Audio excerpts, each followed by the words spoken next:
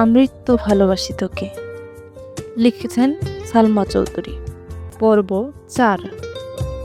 শ্বাস ছেড়ে নিজের মাথায় কাঁটটা মেরে মেঘ বলে, ছি মেঘ ছি, কী সব ভাবছিস তুই? কেউ কি তার চাচাতো ভাইয়ের উপর ক্রাশ খায়? ভালো মন্দ হলেও মানা যেত। এমন গুরুগম্ভীর বদমেজাজি আর হিটলারের স্বভাবের কেউ কি কারো ক্রাশ হয়?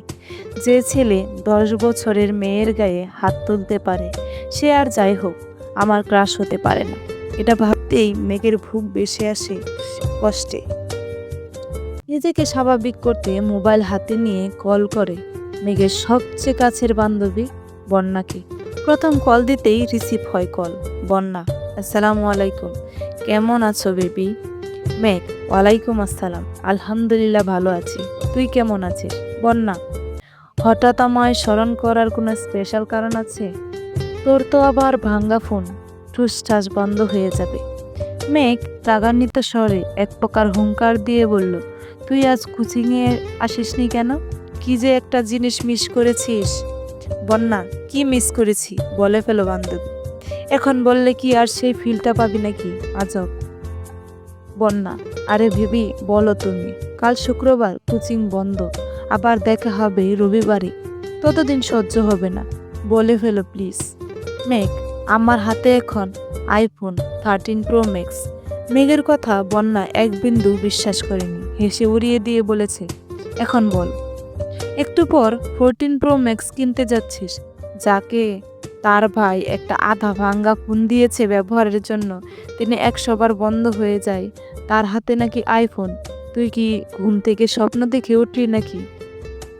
মেঘ উৎফুল্ল মেজাজ আচমকাই বিগড়ে গেল, অভিমানী স্বরে বলল, কাল আবির ভাই আসছে বিদেশ থেকে, উনি নিয়ে আসছেন আমার জন্য। বন্যা, তাই বল, না হয় তোর ভাই যে তোকে এই জীবনে খুন কিনে দিত না, তোর বাবা দিতে চাইলেও যে আছাড় মেরে ভেঙে ফেলতো। ওয়েট ওয়েট, এই আবির ভাইটা কে রে, যে তোকে ছোটবেলায় মেরেছিল সে? মেঘ মুখ কালো করে উত্তর দিল, হ্যাঁ, আমার চাচাতো ভাই। বন্যা, তা তোর প্রতি এত মায়া হলো কিভাবে ওনার? মেঘ, জানি না, শুন তোকে কি বলি। হ্যাঁ বল। আসলে আজকে বিকেলে আবির ভাইকে দেখে ছোটখাটো একটা শক খেয়েছি। বন্যা, মানে? মেঘ, কি সুদর্শন চেহারা, দাঁড়ানো স্টাইল, লুক আর অগোছালো চুল দেখে আমার মনটা এলোমেলো হয়ে গেছে। আমি মনে হয় ওনার উপর ক্রাশ খেয়েছি। মুখ ফুলিয়ে শ্বাস ছেড়ে একটু তাতস্থ হয়ে গুরুগম্ভীর স্বরে বন্যা বলল, তোর মাথা ঠিক আছে মেঘ? তুই এত বছর যাবৎ বলেছিস এই মানুষটা তোর শৈশবের নষ্ট করে দিয়েছে, আর কৈশোরে পা দিতে এই মানুষটার উপর কাশ খেয়ে ফেলেছিস। মানুষ রং বদলায়, কারণে অকারণে বদলায়, কথাটা এতদিন শুনেছি, কিন্তু আজ তো ওকে দেখে মনে হচ্ছে এই কথাটা 100% সত্যি। না হয় যাকে এত বছর শত্রু ভেবে এসেছিস, আজকে তার কথা অবলীলায় বলে যাচ্ছিস।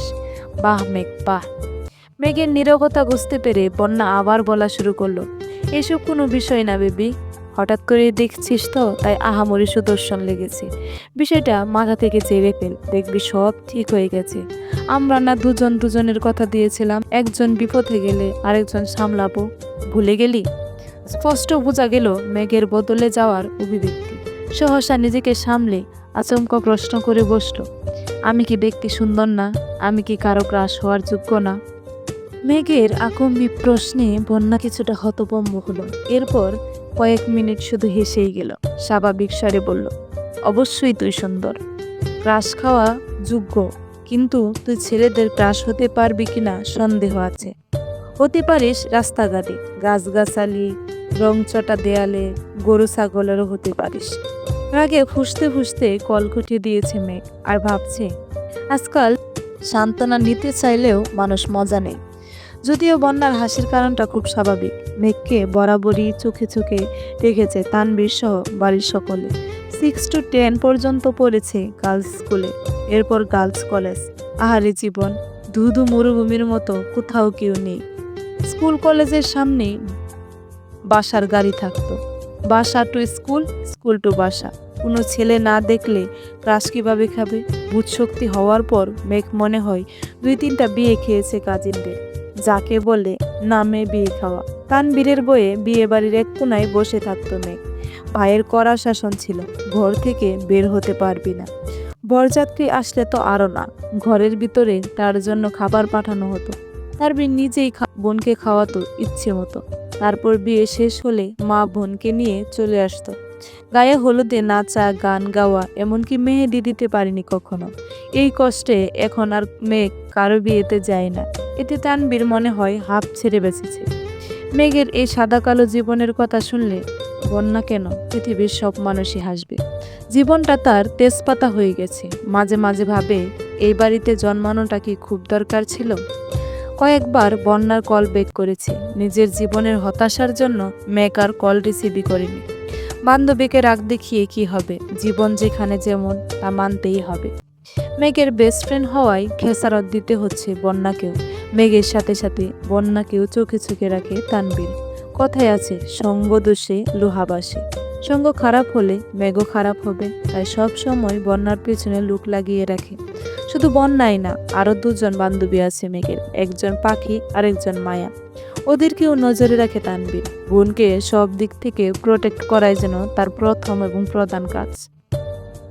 আবির বিকাল থেকে ঘুমাচ্ছে। সন্ধ্যা 7টায় ঘুম ভাঙে আদির ডাকে। নিচে আবিরের আব্বু আর মেঘের আব্বু বসে আছেন। আবির বাইক কেনার কথা শুনে তাড়াতাড়ি চলে এসেছেন অফিস থেকে। আবির ঘুম থেকে উঠে চোখ মুখে পানি দিয়ে টাওয়াল দিয়ে কোনো রকম মুখটা মুছে তৎক্ষণাৎ রুম থেকে বের হয়। সে তার বাবাকে খুব ভালো করে চেনে। ডাকার সঙ্গে সঙ্গে উপস্থিত না হলে বাড়িতে তাণ্ডব শুরু করে দিবেন। আবিরের চোখে মুখে ঘুমের প্রভাব স্পষ্ট। ব্যস্ত পায়ে হাঁটছে সে। আচমকা এলোমেলো পায়ে ছুটে রুম থেকে বের হয় মেঘ। চুলগুলো এলোমেলো অগোছালো, আকম্বিক দাক্ষা লাগে। এড়াতে চট জলদি নিজেকে নিয়ন্ত্রণ করে অগ্নিদৃষ্টিতে তাকায় আবির। তৎক্ষণাৎ মোটা ভ্রুযুগল শিথিল হয়ে যায়। অমস্ত চেয়ে রইল সে। এক মুহূর্তের জন্য মস্তিষ্ক থমকে গেছে আবিরের। দৃষ্টি তার প্রখর। আচমকা হাঁটা থামাতে শ্বাস ভারী হয় আবিরের। কালো জামা পরিহিতা এক ললনার দিকে দৃষ্টি পড়ে। আপাদমস্তক দেখল একবার। কালো জামাতে যাকে অপ্সরার ন্যায় লাগছে। এলোমেলো চুলগুলো তার কোমর ছিঁড়িয়ে। চুল দেখে মনে হয় জীবনানন্দ দাশের বনলতাকে উদ্দেশ্য করে লেখা।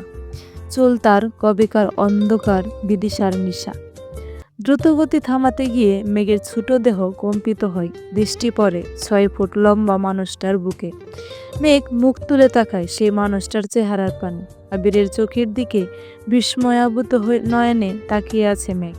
পলকও পড়ছে না একটিবার। আবিরের চোখ মুখে ছিটানো পানির ঝাপটায় এলোমেলো চুলগুলো থেকে চুইয়ে চুইয়ে পানি পড়ছে। তা তার পরনের সাদা টি-শার্ট অল্প স্বল্প ভিজিয়ে দিচ্ছে। সেদিকে খেয়াল নেই আবিরের। আবির কয়েক সেকেন্ড স্তব্ধ হয়ে হঠাৎ চোখ সরিয়ে পুনরায় রুদ্রমন্ত্রী ধারণ করে সবেগে হাঁটা দেয় সিঁড়ির দিকে। পিছন দিকে অষ্টাদশীর কোমল কণ্ঠে ডাক শুনে থমকে দাঁড়ায় আবির। তবে পিছনে তাকানোর প্রয়োজন মনে করেনি সে। মেঘ বয়ার্থক কণ্ঠে বলে, থ্যাংক ইউ আবির ভাই। আবির শুনল কি না কে জানে। এক মুহূর্ত দাঁড়িয়ে যথারীতি ব্যস্ত ভঙ্গিতে নিচে নেমে যায়। মেঘ ঠায় দাঁড়িয়ে আছে দরজার সামনে। থরথর করে কাঁপছে মেঘের হাত পা। মেঘ মনে হচ্ছে ভু ভু করে ঘুরছে সমস্ত পৃথিবী। কেন জানি দাঁড়িয়ে থাকার শক্তিটা পাচ্ছে না মেয়েটা। নিজেকে নিয়ন্ত্রণ করতে তাড়াতাড়ি দেয়ালে ঠেস দিয়ে দাঁড়িয়েছে। এতগুলো বছর পর আবিরের চোখে চোখ রাখলো মেঘ। ভিতরটা বয়ে আটকে উঠেছে বারবার। অন্তরাত্মা শুকিয়ে যাচ্ছে মেঘের। সোফায় বসে আছে দুবাই। বাড়ির মহিলা রান্নাঘরের কাজে ব্যস্ত থাকলেও নজর ওদিকে। কি হবে কে জানে। আলী আহম্মদ খান নিজের গম্ভীরতা বজায় রেখে এক প্রকার হুঙ্কার দিয়ে প্রশ্ন করলেন, তুমি নাকি বাইক কিনেছ? এ কথায় হুঁশ ফিরে অষ্টাদশীর। কিছুটা স্বাভাবিক হয়ে 2 পা সামনে এগিয়ে বারান্দার সাইডে দাঁড়িয়ে নিচে তাকায় মেঘ। নিচে সোফায় বসা আব্বু আর বড় আব্বু, তাদের থেকে কিছুটা দূরে দুহাত বাজ করে শটান হয়ে দাঁড়িয়ে আছে আবির। জি, বাবলসহীন ভাবে উত্তর দেয় আবির। কিন্তু কেন? পুনরায় হুঙ্কার দেন তার আব্বু। আমার বাইক কেনার ইচ্ছে ছিল, তাই কিনেছি। তুমি জানো না এ বাড়িতে বাইক কেনা বা চালানো নিষেধ? এবার প্রশ্নটা চাচ্চু মোজাম্মেল খান করেছেন। হ্যাঁ জানি। 20-30 বছর আগে কে কি ঘটে গেছে তা নিয়ে আতঙ্কে থাকার কোনো মানে হয় না। যদি কপালে খারাপ কিছু লেখা থাকে তাহলে সেটা 7 সমুদ্র পাড়ি দিয়ে হলেও আসবে। সেটা আমি ঘরে বসে থাকলেও হবে, আর গাড়িতে চলাচল করলেও হবে। তোমরা দুই ভাই কি নিজের মর্জি মতোই চলবে? আলী আহমদ খান রাগান্বিত স্বরে প্রশ্ন করলেন। বাইক কিনা যদি নিজের ইচ্ছে মতো চলা হয়, তাহলে আমি দুঃখিত আব্বু। এই ব্যাপারে আমি নিজের মনের কথা শুনব। আমাদের নিজস্ব 3টা গাড়ি আছে। এত গাড়ি কেন কিনলাম? তোমাদের জন্যই তো। মোজাম্মেল খান কোমল স্বরে বললেন। গাড়িতে চলাচল আপনাদের ইচ্ছে, তাই আপনারা গাড়ি কিনেছেন। আমার গাড়িতে চলাচল করতে ভালো লাগে না, তাই বাইক কিনেছি। এটা নিয়ে এত কথা বাড়ানোর কি আছে চাচ্চু? তোমাদের বাইক সম্পর্কিত জেরা শেষ হলে আমার তোমাদেরকে একটা গুরুত্বপূর্ণ কথা বলার আছে। আবির আব্বুর দিকে তাকিয়ে কথাগুলো বলল। এতক্ষণ বাড়ির মহিলা রান্নাঘরে থাকলেও এবার আর থাকতে পারলেন না। এক ছুটে সবাই ড্রয়িং রুমে চলে এসেছে। মেঘ তীক্ষ্ণ দৃষ্টিতে তাকিয়ে আছে আবিরের দিকে। এই বাড়িতে এত বছরে কাউকে গলা উঁচু করে মুখের উপর কথা বলতে শুনিনি সে। তানবীর ভাইয়াও যত মেজাজ দেখিয়েছে সব মেঘের উপর। বড় আব্বু বা নিজের আব্বুর মুখের উপর কথা বলার সাহস হয়নি তার। আবির ভাই 2 দিন হলো এসেছে, আজই বাবার মুখের উপর নিজের মর্জি শোনাচ্ছে। এখন মেঘের মনে হচ্ছে উনি হিটলারের থেকেও বড় মাপের কিছু। মনোযোগ দিয়ে বাকি কথা শোনার চেষ্টা করছে মেঘ। আবির: আব্বু চাচ্চু, আমি অনেক দিন যাবৎ চিন্তা ভাবনা করেছি নিজে একটা কোম্পানি শুরু করার। তোমরা অনুমতি দিলে কাজ শুরু করব। মুজাম্মেল খান ও আলী আহমদ খান দুজনের মাথায় যেন আকাশ ভেঙে পড়েছে। এত বছর ছেলেকে বাইরে রেখে পড়াশোনা করিয়েছেন, দেশে এসে নিজের ব্যবসার হাল ধরবে। দেশে পা দিতেই নিজে কোম্পানি খোলার চিন্তা ভাবনা করছে ছেলে। মুজাম্মেল খান চিন্তিত কণ্ঠে বললেন, আমরা তো ভেবেছিলাম তুমি পারিবারিক ব্যবসাকে এগিয়ে নিয়ে যাবে। আবির কিছু বলার আগে আলী আকবর খান বলে উঠলেন, ঠিক আছে, তুমি পড়াশোনা করে এসেছ, তোমার নিজস্ব মতামতের গুরুত্ব আমরা অবশ্যই দিব। তোমার নতুন কোম্পানি নিয়ে আমাদের কোনো আপত্তি নেই, তবে আমার একটা শর্ত আছে। তুমি আমাদের কোম্পানির সিইও হবে। আগামী সকাল শুক্রবার অফিস ছুটি, তাই তুমি শনিবারে অফিসে যাবে। তোমাকে অফিসিয়াল সিইও পদ দেওয়া হবে। তারপর তুমি আমাদের অফিস সামলে যদি নতুন কোম্পানি শুরু করে প্রতিষ্ঠিত হতে পারো, তাতে আমাদের কোনো আপত্তি নেই। বেস্ট অফ লাক মাই বয়। আবির যেন আগে থেকেই জানতো এরকম কিছু হবে, তাই তার মধ্যে কোনো পরিবর্তন দেখা গেল না। এইটুকু বলে সোফা থেকে উঠে রুমের দিকে হাঁটা শুরু করলেন আবিরের আব্বু। কয়েক কদম এগিয়ে আবার দাঁড়িয়ে আবিরের দিকে তাকিয়ে রুদ্রকণ্ঠে বললেন, আমরা কোম্পানি সামলানোর জন্য সারা জীবন থাকবো না, তোমাদেরকেই দায়িত্ব নিতে হবে। তুমি না পারলে তোমার প্রাণপ্রিয় ভাই তানবীরকে বলো রাজনীতি ছেড়ে ব্যবসায় আসতে। তারপর তুমি তোমার মতো নিজের কোম্পানি খুলতে থাকো।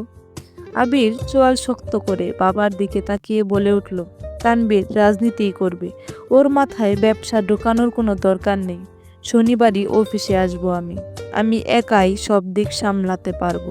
তোমরা দয়া করে তানবীরকে মুক্তি দাও, নিজের মতো করে রাজনীতিটা করতে দাও ওকে। তোমার শর্ত যেমন আমি মেনে নিয়েছি, তোমাদেরকেও আমার একটা শর্ত মানতে হবে। সেটা হলো, আমি আমার মন মতো কাজ করব। আমার যখন যেখানে প্রয়োজন হবে নিজের কাজ গুছিয়ে আমি চলে যাব, যখন আমাকে কোনো প্রকার বাধা দিতে পারবে না কেউ। দরকার হলে 2 অফিসে কাজ শেষ করে আমি রাত 12টায় বা 2টায় বাসায় ফিরব, এমনকি নাও ফিরতে পারি। এতে তোমাদের যেন মাথা ব্যথা না হয়। একদমে কথাগুলো বলে কোনো দিকে না তাকিয়ে দ্রুত পায়ে বাসা থেকে বের হয়ে যায় আবির।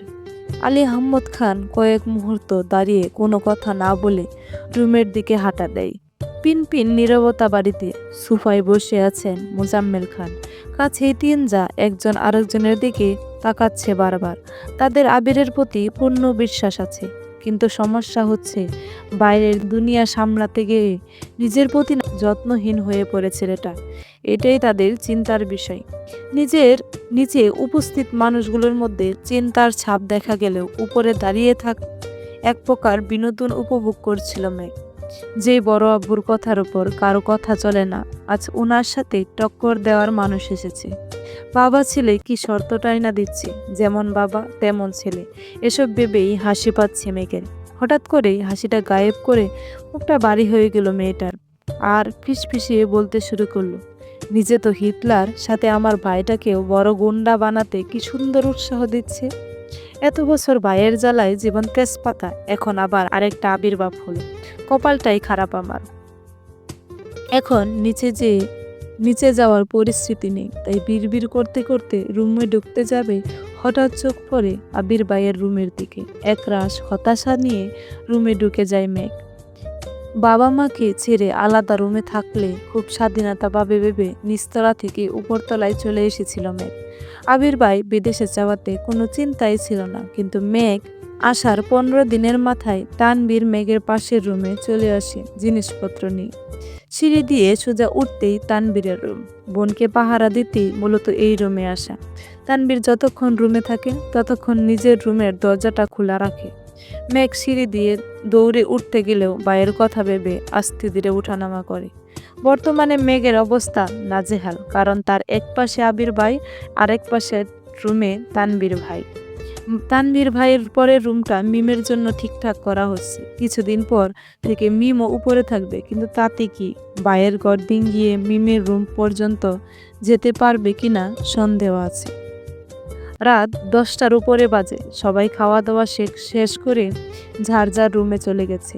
আবির এখন বাড়ি ফিরেনি। মালিহা খান সোফায় বসে অপেক্ষা করছে ছেলের জন্য।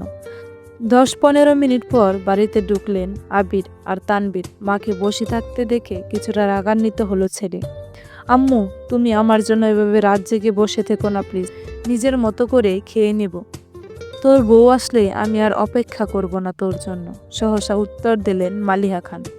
বড় আম্মুর কথায় সশব্দে হেসে উঠলেন তানবীর। আবির গাড় ঘুরিয়ে তাকায় তানবীরের দিকে। সঙ্গে সঙ্গে তানবীর হাসি থামিয়ে ফেলে। নিঃশব্দে হাসছে সে। তানবীর বরাবরই ভীত প্রকৃতি। বাইরে যতই শক্তপুক্ত থাকুক না কেন, বাবা চাচা আর ভাইয়ের সামনে সে যেন ভেজা বিড়াল। এতদিন যাবৎ যত কাজই থাকতো, ছেলেটা 8টা থেকে 9টার মধ্যে বাড়ি এসে সবার সাথে খেতে বসতো। কিন্তু আবির ফেরাতে টাইম শিডিউলের কিছুটা পরিবর্তন হয়েছে ছেলেটার।